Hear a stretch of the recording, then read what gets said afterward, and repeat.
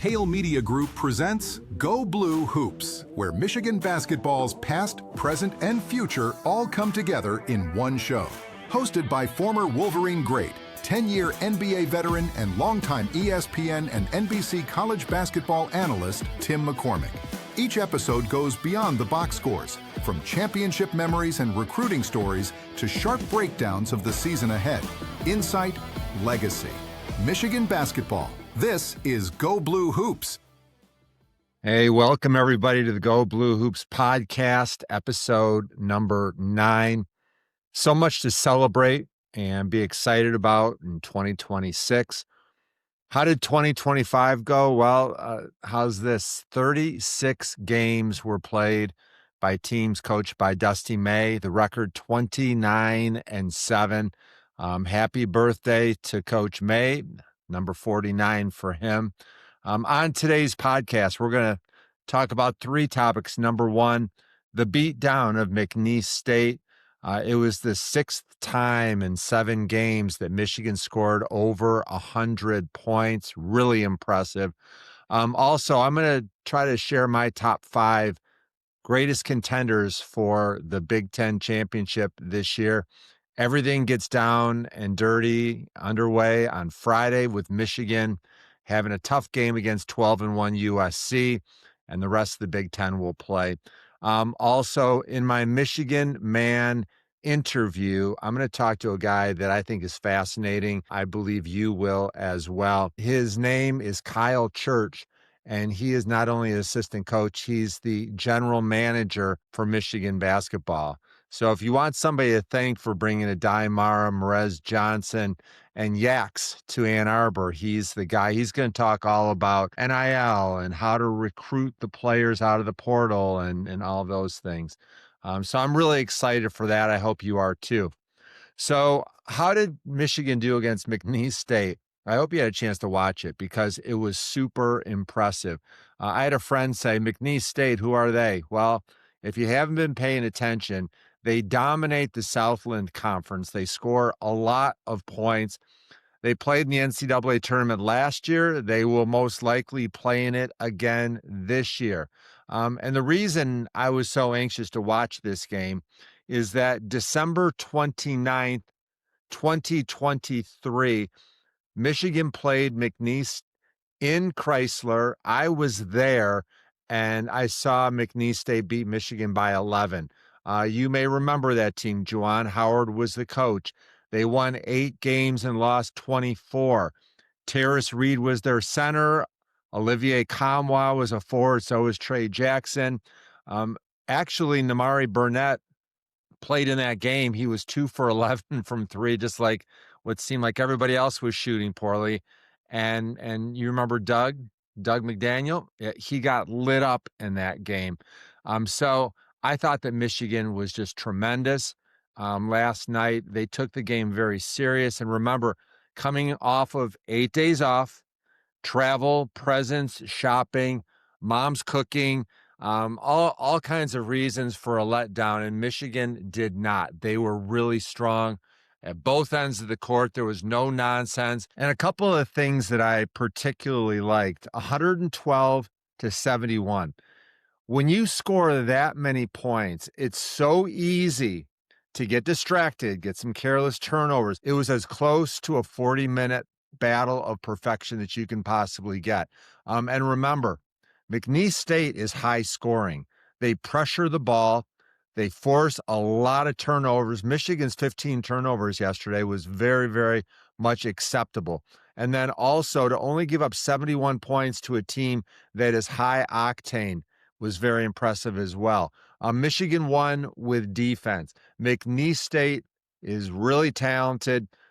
If you look at the net rating, and what is that? That's basically the NCAA's evaluation tool that takes into account your offensive efficiency, your defensive efficiency, injuries, were games played on the road. They look at all of that.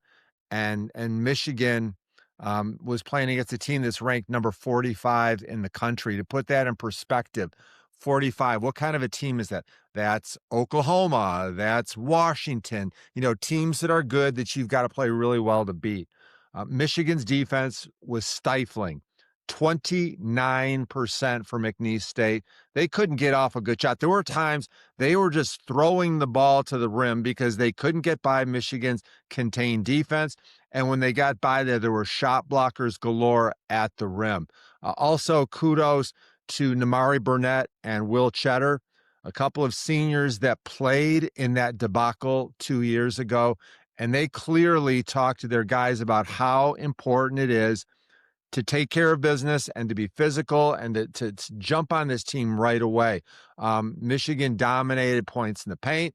They dominated rebounding. They shot 60%, everything that you could possibly want. And versus that tenacious attacking defense that forces turnovers on 24% of their opponents' possessions, Michigan only had 15. That was really good as well. So think about this. Michigan won by 42 points, and they missed 14 free throws. Not real happy about that, but it really goes to show you what a complete performance this was by the Michigan Wolverines. Okay, so that's enough on McNeese State. I can't really break down a 42-point blowout much more than that. You get a taste of the fact that Michigan was really good. And it makes me think, how good is this Michigan team? How can I put it in perspective? At the game, and I was there last night, I had a number of people come up and say, hey, is this the best team you've ever seen? I saw Bobby Knight's 1976 team that went undefeated. I saw Bobby Hurley and Grant Hill and Christian Leitner's teams. They were amazing. UNLV when they had LJ and Stacey Ogman and Greg Anthony. Those are all great teams. This is the best way I can put it.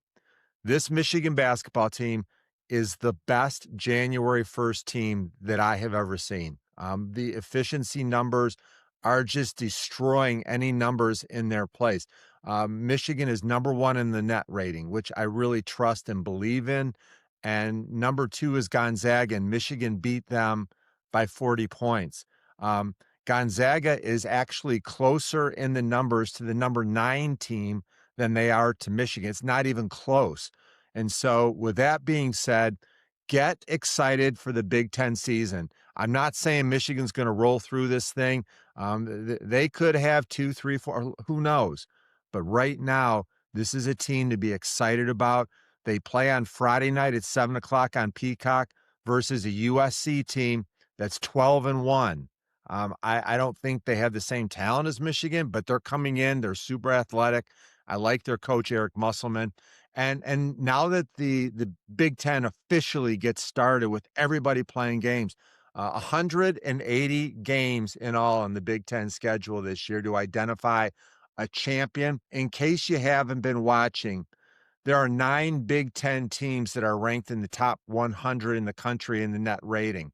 Once again, net stands for NCAA evaluation tool. So if you want a really good read on where everybody stands, look at that. So I went ahead and tried to come up with who I think are the real contenders to win a Big Ten title. Remember last year, Michigan State was amazing. They only lost 3 games the whole year. I think that 17-3 will win the Big Ten title this year. I really do. Obviously 18-2 or 19-1 would be better, but I put together a little bit of a Big Ten primer. Here are the 5 Big Ten teams that I think are outstanding and are going to compete at the top for a champion. All right. Number 5, I think the biggest surprise in the Big Ten, maybe in all of college basketball this year, is Nebraska. Fred Hoiberg, former NBA coach, NBA standout, has done a masterful job. I actually went to Lincoln in September and spent an afternoon with the Nebraska team. I talked to their team. I watched them practice, and they are loaded in the area of chemistry. They take care of the ball. They knock down threes. Rink Mast is their best big man, about 17 points per game. He's big. He's skilled. He makes perimeter shots. I'm a little bit concerned about Nebraska with the fact that once you get into conference play, they may get exposed physically a little bit, but they're really dangerous. I'm also concerned because Connor Essegian, who is one of their top shooting guards, he hasn't really had a great year. He had an injury. He's done for the whole season. I think they're going to miss him a great deal. The number 4 team in the Big Ten is Illinois. Deep, skilled, the best perimeter big men shooters in the conference. They've got 5 guys that are averaging double figures. They have 3 players that are averaging over 15 points a game. They just beat the drawers off of Missouri, who's a really good team in the rivalry battle. They showed their potential. I think that this is a squad that has definite Sweet 16 potential. Brad Underwood's got a loaded roster. Number 3 is Michigan State. They have dominated their schedule so far. 17-3 last year. I don't think they're quite as good as last season, but they have wins over Arkansas, Kentucky, North Carolina, and they lost a 2-possession game against Duke. Also, they're off to a good start in the Big Ten. I was really impressed with the way they just shut down Iowa. Jackson Kohler is an all Big Ten caliber guy. Jeremy Fears leads college basketball in assists. I don't love their wing shooting. What I do love is their tough, they're physical, they rebound, and they have a really good tendency of shutting down the opponent's best score. Last year, they had Jace Richardson and Jaden Akins that were knocking down shots, creating space. That made them dangerous. That's what I need to see from Michigan State, because I'm not leaving the paint if they don't have anybody shooting the ball. All right, my number 2 team that I think is the easiest choice here is Purdue. Preseason Big Ten favorite, number 7 in the net rating, a massive star power everywhere you look. Braden Smith is an All-American. Trey Kaufman-Renn is all Big Ten. Fletcher Lawyer, one of the best clutch shooters in the league. They had one bad day against Iowa State. They were blown out at home in maybe one of the biggest surprises this year. Iowa State is really good, but it was the biggest blowout by a number 1 team on their home court in college basketball history. That's saying something. But I do think that they have a massive home field advantage, so to speak. I love their guards. And if you look at a matchup, Michigan versus Purdue, Michigan has better front court players. Purdue has better guards. Both of those matchups are very, very close. I think those are the teams that are going to push at the top of the Big Ten. And my pick for number 1 in the Big Ten, it's easy. It's Michigan. As I said earlier, this is the best January 1st team that I have ever seen. They're number 1 in the net. They're number 1 in the coaches poll, number 1 in KenPom, number 1 in offensive efficiency. They're number 3 in rebounding. What? That is unacceptable. Just kidding. Number 3 is great. Las Vegas has Michigan as their favorite right now to win a national championship. Michigan is favored in every single game on their schedule the rest of the way. I look at Michigan as not being challenged right now. They have not been challenged in a close game since TCU, and that's been almost 48 days ago. But they're going to get tested now. So my favorite, a team that can get to the next level with a little bit of coaxing from some tough competition, is the Michigan Wolverines, my favorite in the Big Ten. All right, it's time now for my Michigan Man interview, and I am very fired up about my guest, Michigan assistant coach and general manager Kyle Church, so well respected, does a great job, teacher of the game, everything. Kyle, thank you so much for joining us, and I know you're happy after knocking off McNeese State last night. Yes, sir. First off, thanks for having me on the podcast. Appreciate what you do for Michigan basketball, what you've done, and continuing to build this brand. And hopefully we're making you proud. I'm very proud. As a matter of fact, it was December 29th, 2023. And I was there as McNeese State beat Michigan by 11, and it was really disheartening. I know that those are the kind of games that you worry about, because that's a really good team that will probably play in the NCAA tournament. What was your number 1 takeaway with the way that the team approached that game last night? Yeah, Tim, I was extremely pleased, as our whole staff was, with our preparation. We came off Christmas break, holiday break. We gave them, I think they had 3 or 4 full days off, and then we had 3 or 4 days to prep for McNeese. And like you said, you can't understate how good that program's been the last 3 years. I expect them to be in a third straight NCAA tournament. I expect them to win the Southland Conference. They're top 50 in the net ranking. I mean, I could go on, but very, very good team. Really, really good group of guards. Great coaching staff that we're friends with, and our preparation was awesome. Getting back, it's easy to have a little holiday hangover coming back and getting back in the flow of things, but our guys were awesome leading up to it, and they understood the opponent. They understood how good they were, what they're capable of, and we jumped on them the start of both halves that I think really was impressive and shows our maturity level. Kyle, 12-0, number 1 in the net. So many other superlatives. At what point did Dusty and you and the other coaches maybe have a realization that this team has Final Four potential if they do a couple things, namely on the defensive end? Sure. Even really I'd go all the way back to the spring and the summer when the roster came together. Yaxel took his name out of the draft, and we added a piece or two late. And once the roster fully came together, you kind of look at it from top to bottom, like, hey, the prerequisite talent is going to be there. There's a level of talent you have to play into April, and we knew that talent was going to be there. Now there's a million other factors that go into having a really good team and hopefully making a deep run in March. But when we put the roster together, that we knew the talent was there, and we just knew that if they could mesh, if they could enjoy playing basketball together, if they could share the ball, if they could share the highlights and share the attention and crave to get better and just work as a unit, that it could be a really, really special group. And it obviously took a little time and there were some growing pains, but it's been a special few weeks seeing what this group's become. You've been with Dusty May for 14 years. You know him as well as anyone. The birthday boy, 49 years old today.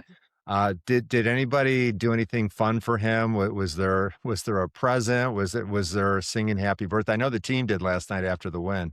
Yeah, they did after the win. I didn't even realize that till this morning. I didn't even realize they did the birthday thing until till the Twitter cycles made my way.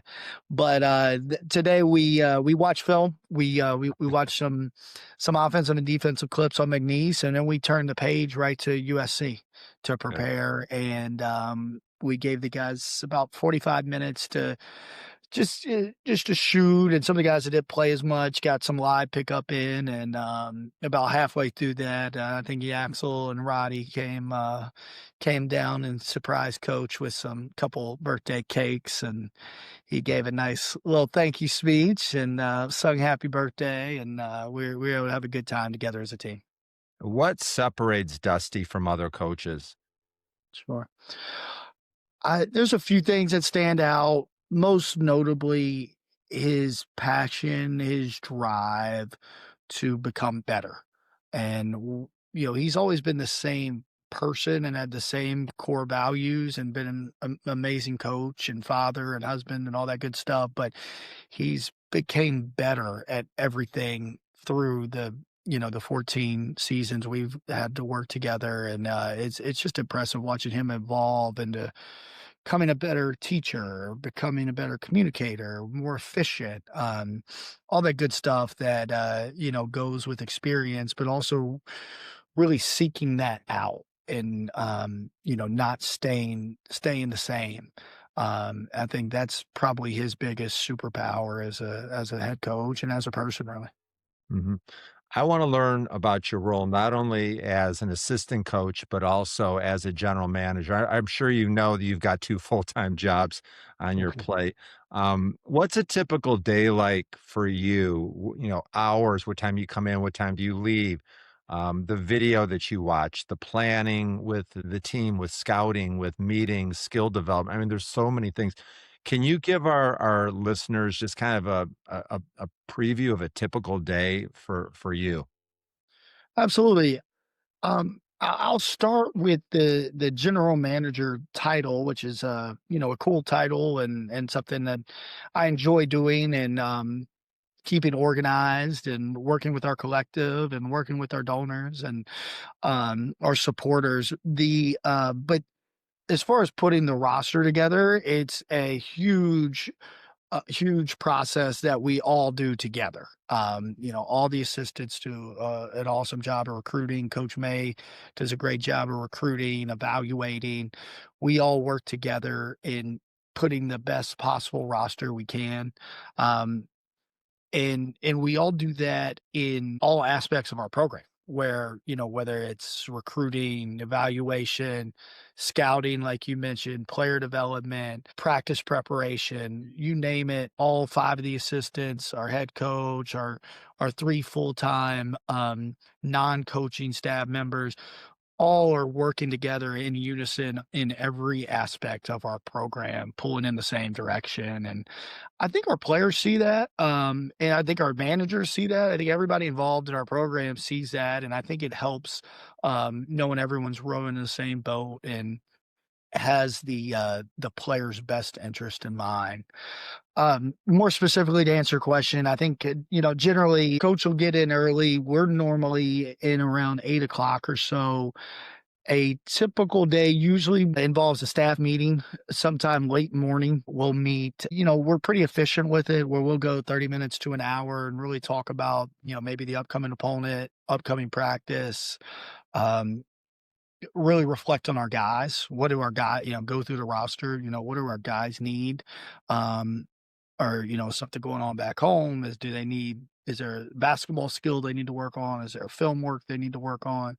Throughout the day, I'll be on the phone a lot, whether it's recruiting calls or talking to the collective or talking to whoever I need to in the program just to help our machine keep going. I spend a lot of time scouting as well. Actually, right before this call, I was just popped in a little Wisconsin as my next personal scout is a Wisconsin game here in a week and a half or so. So I just get started on that after having the McNeese scout. So that's definitely takes a couple hours out of the day. And then usually about 2:30, 3:15 after classes for the guys, we're on the court. And that's probably the best part of the day is when the whole team's together and being actively involved and helping these guys become the best versions of themselves. I I wonder the role of GM. Are you actually watching film of players around the country? Like, there's a power forward at Stanford and there's a point guard at Texas and there's a wing at Auburn. Like, are you watching players all across the country? Are you talking to agents to identify who's happy and not? How deep does this go? Because you have a full roster right now, but that in the spring, guys will go to the NBA, guys will that's just the reality of it. How in depth do you go right now? Yeah, great question.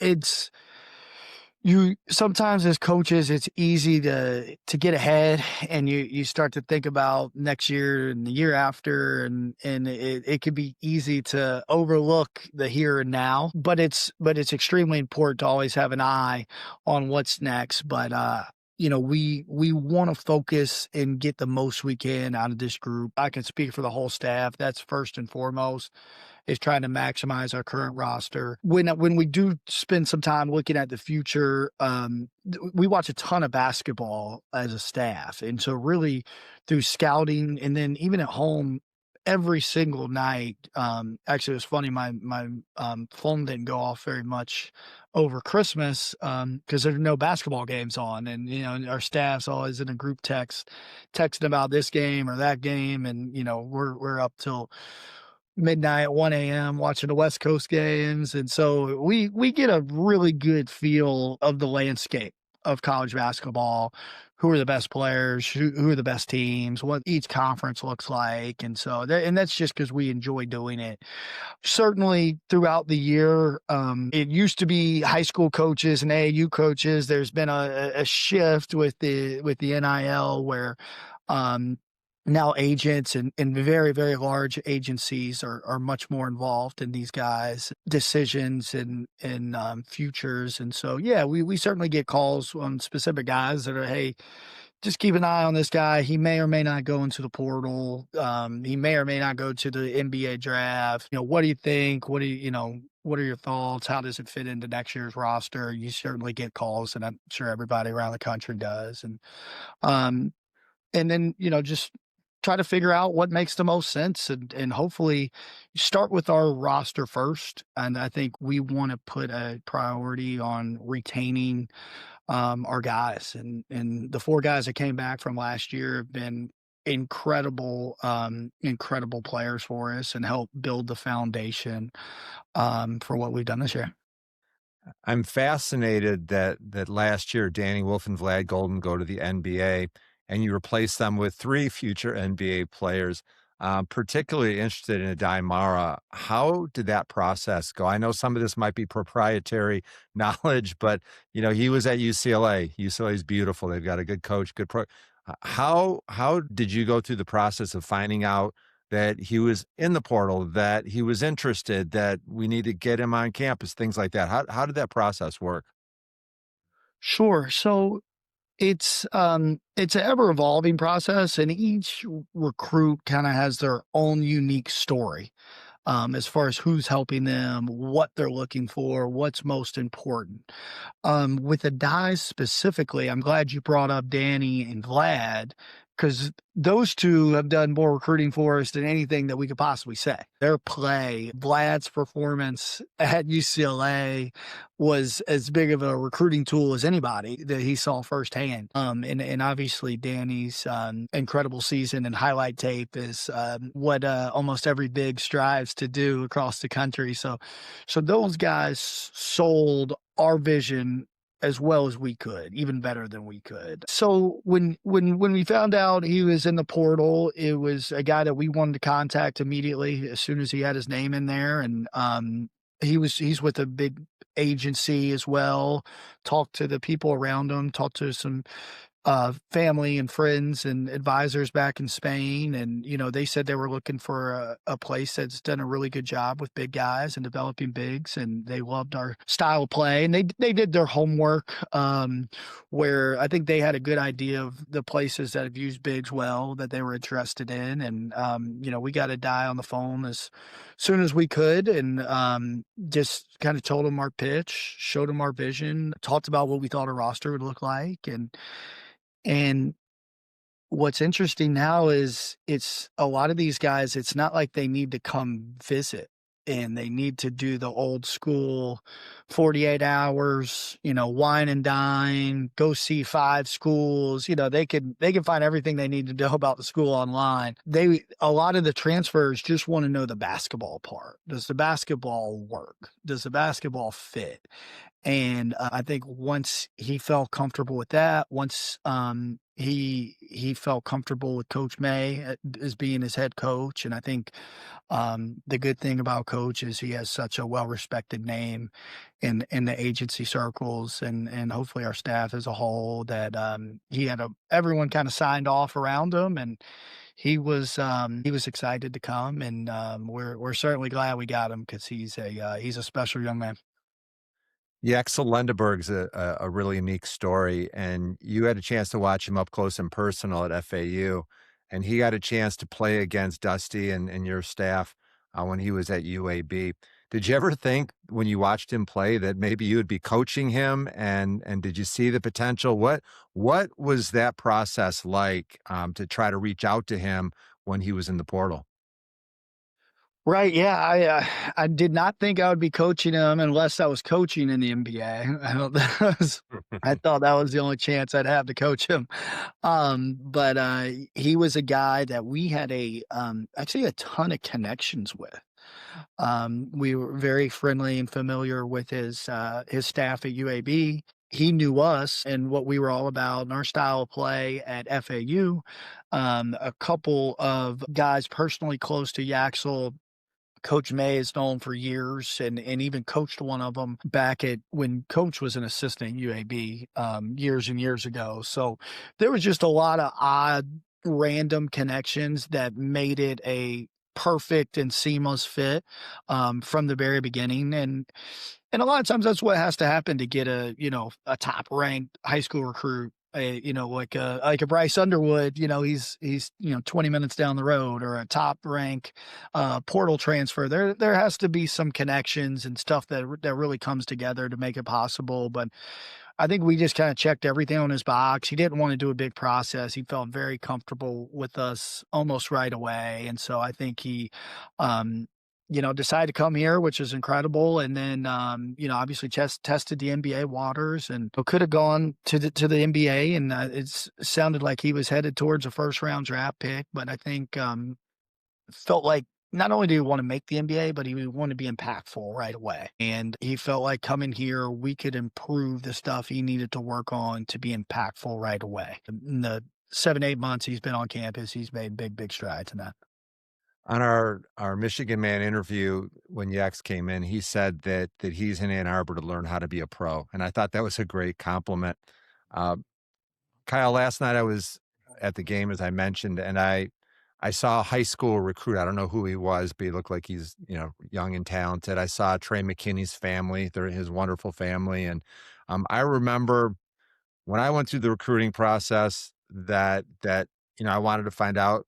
I want to go into business. How's the business school? Who's in front of me? Are we going to be on ESPN? Those kind of questions. Now I would imagine that a lot of recruits just come and say, "What's the number you can pay me?" And what is your response when that happens? How do you manage that part of the game that used to be so pure and now kind of feels a little bit sleazy? Right. I'll say this. I do think a lot of that's a little overstated, where a lot of the numbers in the NIL being thrown around is very similar across the board once you get to the highest levels, right? It's not like we're paying a ton more, a ton less than Michigan State or Purdue or all these other teams we're competing with. We're all in the same neighborhood. So then it really comes down to the relationships, especially when you talk about transfers. I think the high school recruitment's a little bit different because you have a long time to get to know them. They're going through the process for the first time. In most cases they're 17, 18 years old, and they're leaving their families for the first time. There's a whole lot of trust and a lot of learning about college and about college basketball. And so I think there's still a lot of that stuff that you went through when you picked Michigan, Tim. The biggest change has been the transfer portal recruiting, where all four of the guys that committed to us, none of them came on campus on official visits before committing, because they know the gym's going to be nice, the fans are going to be great, the locker room's going to be nice, all that stuff checks out. They want to know about most of the time in the transfer, they want to know about the basketball stuff and how they fit in. And I think as long as you can get to a ballpark number that makes sense. Now, if some school wants to offer you 2-3 times as much as another, then obviously the number will very much come into play, and as it should. If our salaries could be tripled or quadrupled, that's something we got to take a look at.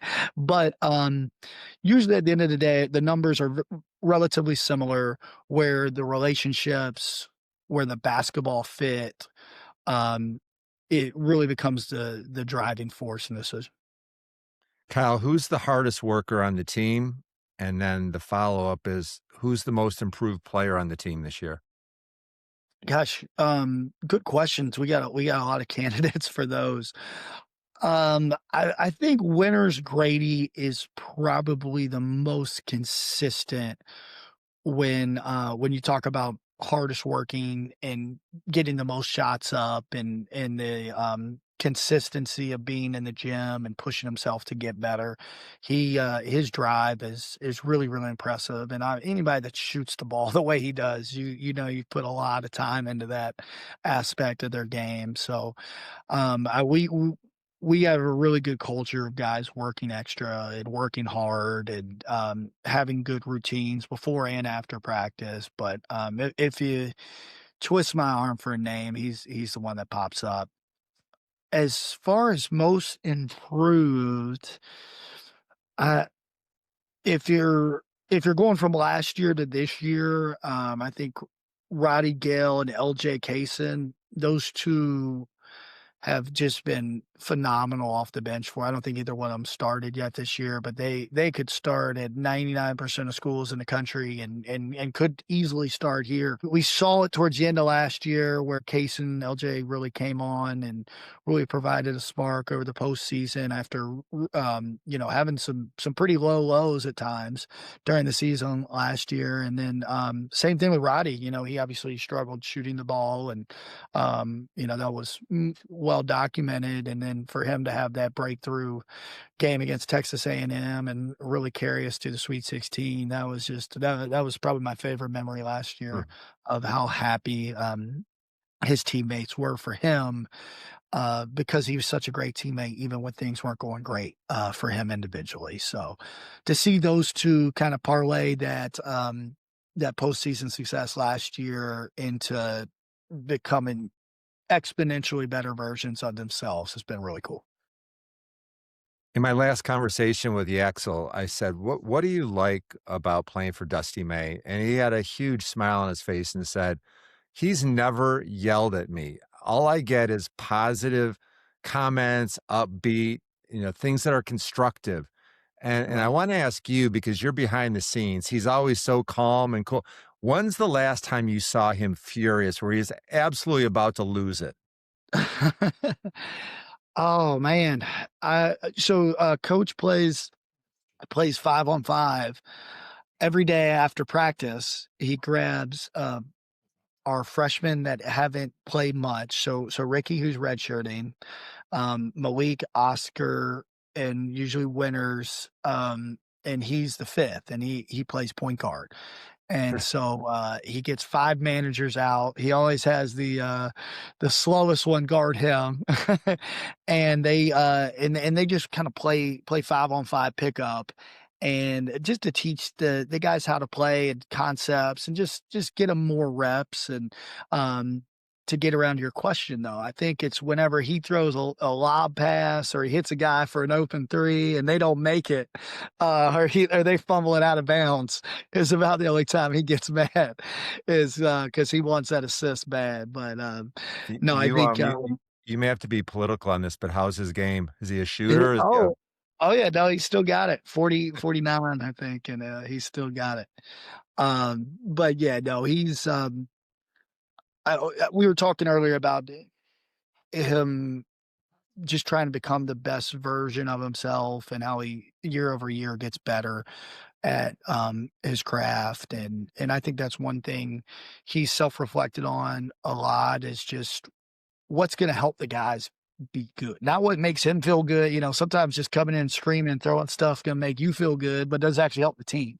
And so figuring out what actually helps the team. And he's very direct. He's very stern. He says exactly what he feels, exactly what he thinks, but he also does it in a manner, as Yax described, that is positive, that is upbeat, and lets them know that whatever the issue is, that we're going to figure it out together.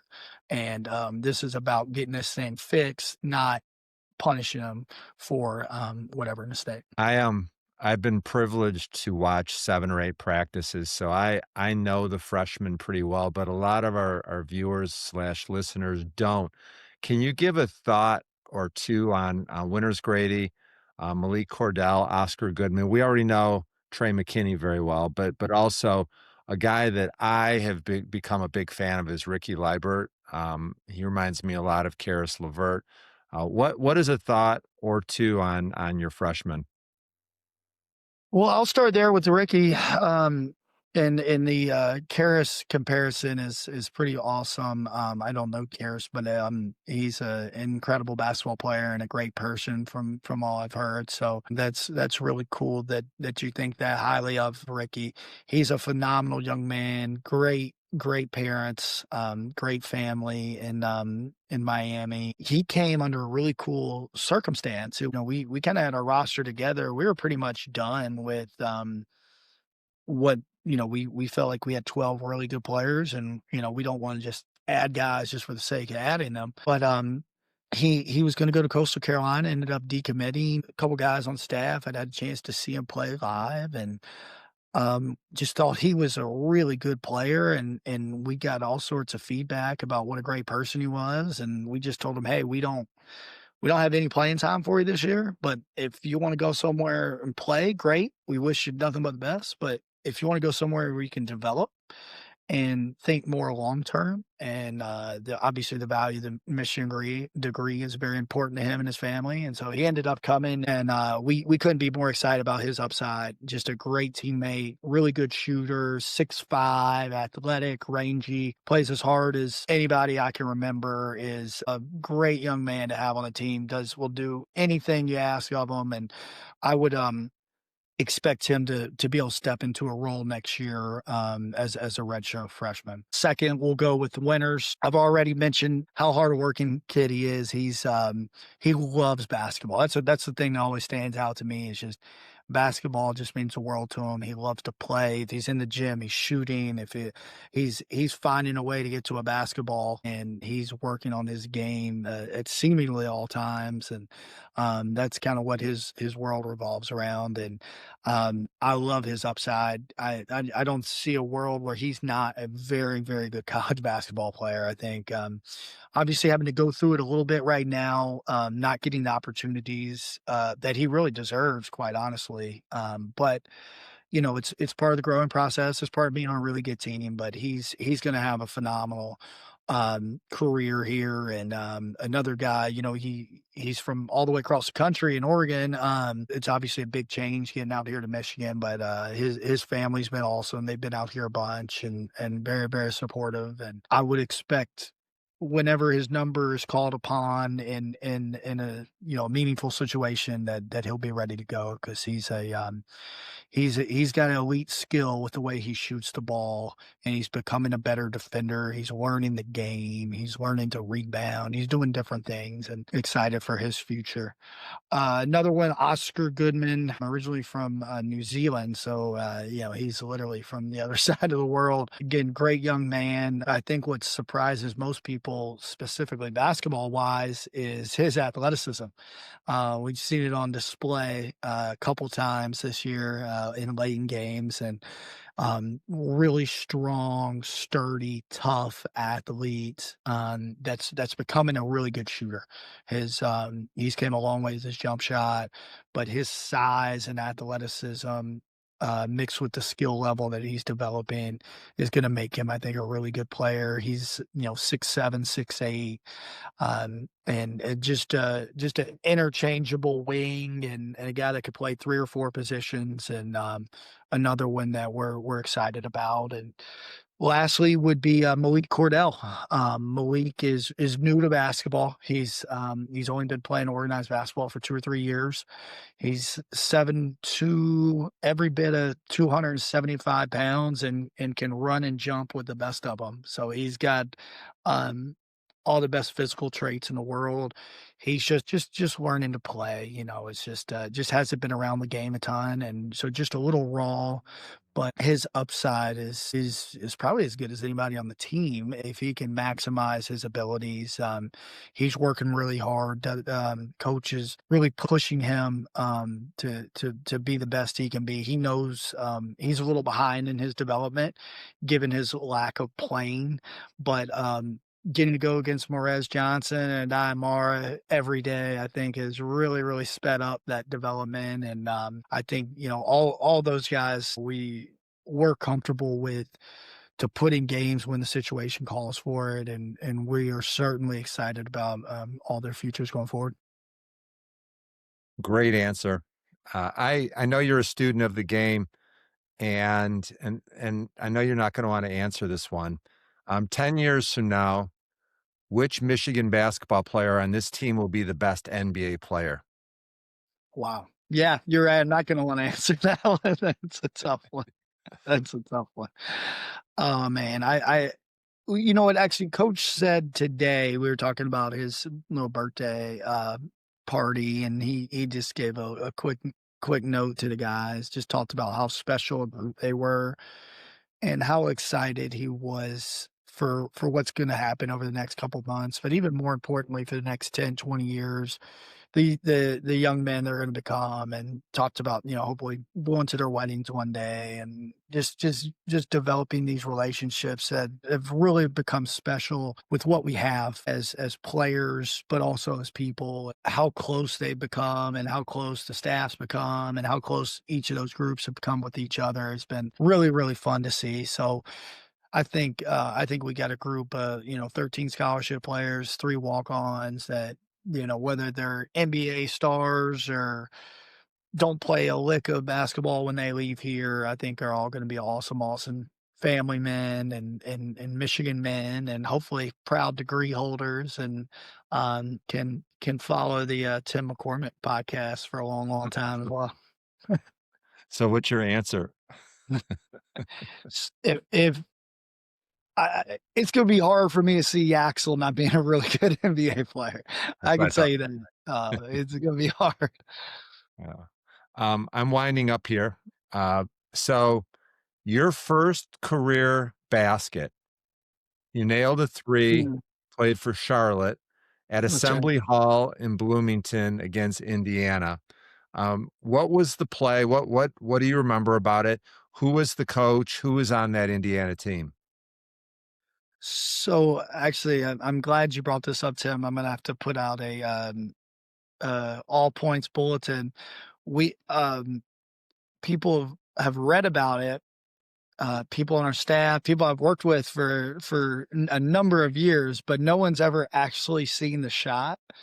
I've never been able to track down any film of it. So if you know any buddies at Indiana that can get their hands on some of that film, that would be greatly appreciated. People are starting to question whether it actually happened or not. So I need some proof. More specifically though, it must have been probably my 4th or 5th game, maybe as a freshman in Charlotte, and I played for Bobby Lutz. He gave me the opportunity to really get into college athletics, to get into college basketball, and I went there, knowing I was going to walk on, knowing I was going to be, a member of the scout team, and not have very many opportunities to play, but be a part of, be a part of a team, and knowing I wanted to coach in my future, have a chance to be a part of a really successful program and learn from a great coach. I probably played a minute, maybe 2 minutes at the end of that game, and I think it was on my second time in a game, and I want to say they might have missed a free throw, and I just pushed the ball up, and I guess we were down by 20 or so with a minute left, and I think maybe the Indiana players didn't think much of me because no one picked me up. And I was like, oh, well, might as well just shoot and see what happens. And I kind of closed my eyes and threw it up there, and it happened to go in. So it was a cool memory. But I still need somebody to track down that video for me. Who was the coach? Who was on that team? So, and actually, I remember this is one of the other memories is when we go through handshake lines, it was Kelvin Sampson. He, he obviously nice to all of our guys, but he stopped me and he looked me right in the eye. To this, I guarantee you don't remember it, but I do as a 18-year-old. He was hey, great shot, young man, and kind of pat me on the back. And I'm sure he was mad at his team for giving up a late 3, but it was nice of him. So Big Ten gets going for real on Friday night.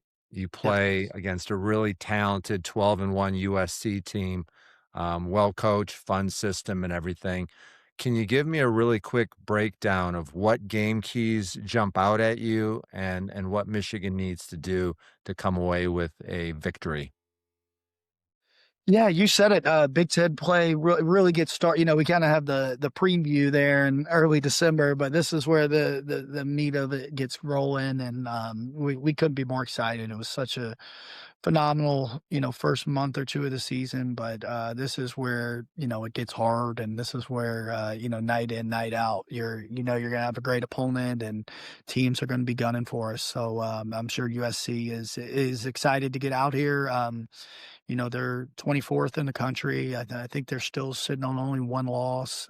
Really talented team. Chad Baker-Mazara, I believe, leads the conference in scoring, if I'm not mistaken. If not, he's right up there, and a super, super talented player.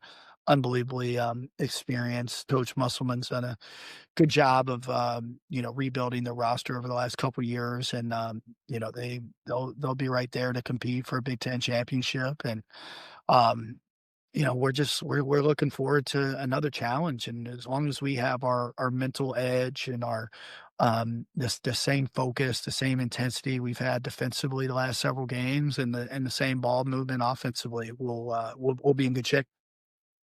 Kyle Church, I can't thank you enough. This has been so much fun. I've learned a lot.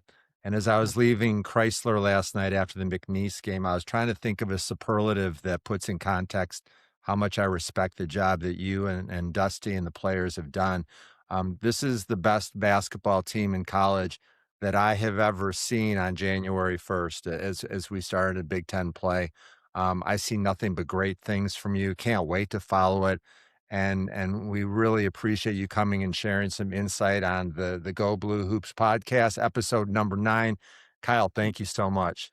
Seb, thanks so much for having me, man. Really appreciate those kind words. I think what you said is very important, though. It's only January 1st. There's no no chance. If you guys blow it on Friday, I'm going to look like a fool for coming out. Thank you. You put that stipulation on January 1st, the best team. So you're whatever happens here on out, you're not responsible for. But I think that's the biggest message to our team is it's only January, so early January. We need to be the best team throughout January, throughout February, and then obviously March and April where the real fun happens. So we're growing into that. We're still a work in progress, and that's kind of the mindset we're taking. And just excited for the next few months and this Big Ten to get started. And I appreciate you having me, man. Appreciate you having me. I love what you're doing with the podcast and what you do for our program, and I know how much it means to you, and as does our whole team. Thanks, Kyle. Happy New Year. Good luck in the Big Ten, and thanks for everybody listening to the Go Blue Hoops podcast, episode number 9. Thank you. Thank you. If you like this kind of content, please like, share, follow, and subscribe. And as always, Go Blue.